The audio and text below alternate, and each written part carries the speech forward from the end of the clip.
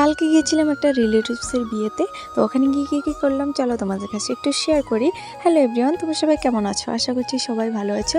তো আমিও ভালো আছি। তো আমরা কালকে গিয়েছিলাম আমাদের একটা কাকা শ্বশুরের মেয়ের বিয়েতে। আর এইখানে দেখো সুন্দর করে গেটের সামনে ননদিনীর আর নতুন জামাইয়ের ফটো দিয়েছে, ভালো লাগলো দেখে।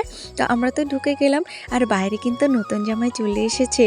তো আমরা এর মধ্যে একটু সময় পেয়েছি, তো ঘরের ভিতরে গিয়ে নতুন বউয়ের সাথে ফটো তুলে নিলাম। এই যে এটা হচ্ছে আমার ননদিনী।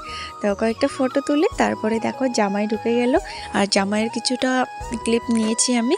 তো এই দেখো, তো সুন্দর আছে অনেক জামাইটা। আর এখানে হচ্ছে ওনাদের কিছু একটা নিয়ম হতেছে। তো জামাই বউকে বসিয়ে ঠাকুরমশাই ওনাদেরকে এখন বরণ করবে। তারপরে বরণ করার পরে এই দেখো ননদিনীর দাদা আবার ফোন করেছে, মানে আমার বর ফোন করেছে তো দেখার জন্যে। তো উনি তো ঘরে নেই, তো একটু দেখছে ভিডিও কলে। তো দেখার পরে তারপরে আমরা কিন্তু চলে আসলাম খাওয়া দাওয়া করতে। আর এখানে দেখো ভাত পড়ে গেছে, তারপরে ডাল দিয়েছে, বেগুন ভাজা, আর তারপরে আবার মুড়িঘণ্ট চলে এসেছে। মুড়িঘণ্টার পরে তারপরে মাছ দিল, কী মাছ আমি বলতে পারি না। তারপরে চিকেন চলে আসলো। তো চিকেনের পরে দেখো এখানে শেষ পাতে ছিল মিষ্টি, টক, পাঁপড়। আর আজকের খাওয়া দাওয়া আমাদের এতটুকুই। তারপরে ঘরে চলে আসলাম। আর যার বিয়ে হচ্ছে উনি কিন্তু আমাদের সম্পর্কে দাদা হয়, আর বউটা হচ্ছে ননদিনী হয়। ওনারা কিন্তু আমাকে থাকতেও বলেছিল, কিন্তু আমি থাকিনি, একটু সমস্যা আছে তাই থাকিনি।